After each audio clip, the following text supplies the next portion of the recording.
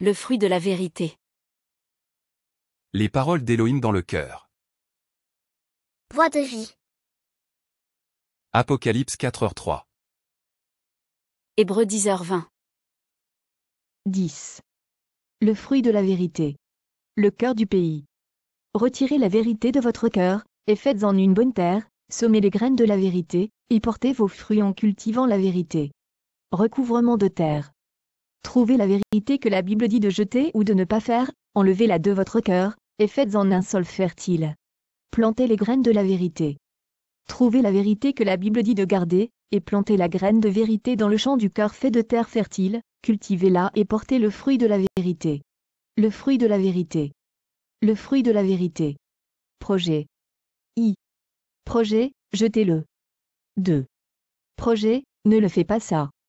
3. Projet, gardez-le. 4. Projet, fais-le. 2. Projet, ne le fais pas. Ôtez le mensonge de votre cœur et faites-en une bonne terre. Voix de vie. Apocalypse 4h3. Hébreux 10h20. 2 Timothée 1/8.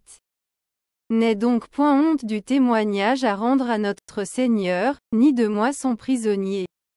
Mais souffre avec moi pour l'Évangile, par la puissance de Dieu.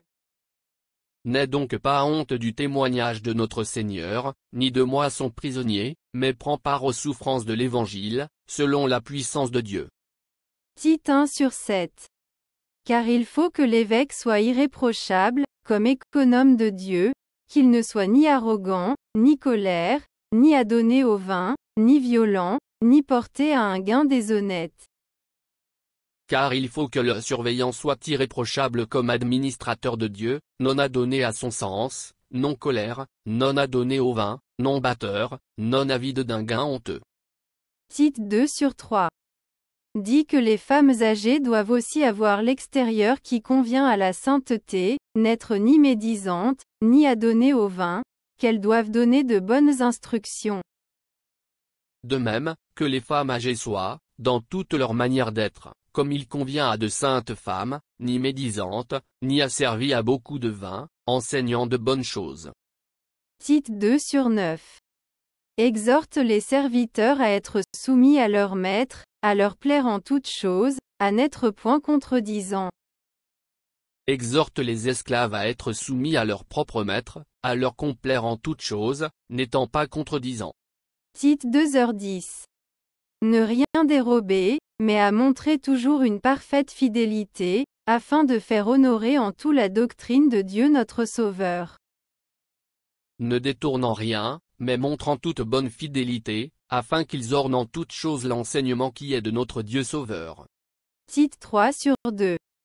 De ne médire de personne, d'être pacifique, modéré, plein de douceur envers tous les hommes. De n'injurier personne, de n'être pas querelleur, mais modéré, montrant toute douceur envers tous les hommes. Hébreux 3h15. Pendant qu'il est dit, aujourd'hui, si vous entendez sa voix, n'endurcissez pas vos cœurs, comme lors de la révolte. Selon qu'il est dit, aujourd'hui, si vous entendez sa voix, n'endurcissez pas vos cœurs, comme dans l'irritation. Hébreux 10h25. N'abandonnons pas notre assemblée, comme c'est la coutume de quelques-uns, mais exhortons-nous réciproquement, et cela d'autant plus que vous voyez s'approcher le jour. Pas le rassemblement de nous-mêmes, comme quelques-uns ont l'habitude de faire, mais nous exhortons l'un l'autre, et cela d'autant plus que vous voyez le jour approcher. Hébreux 12/5. Et vous avez oublié l'exhortation qui vous est adressée comme à des fils, mon fils, ne méprise pas le châtiment du Seigneur, et ne perds pas courage lorsqu'il te reprend. Vous avez oublié l'exhortation qui s'adresse à vous comme à des fils, mon fils, ne méprise pas la discipline du Seigneur, et ne perds pas courage quand tu es repris par lui. Hébreux 13/4. Que le mariage soit honoré de tous, et le lit conjugal exempt de souillure, car Dieu jugera les impudiques et les adultères.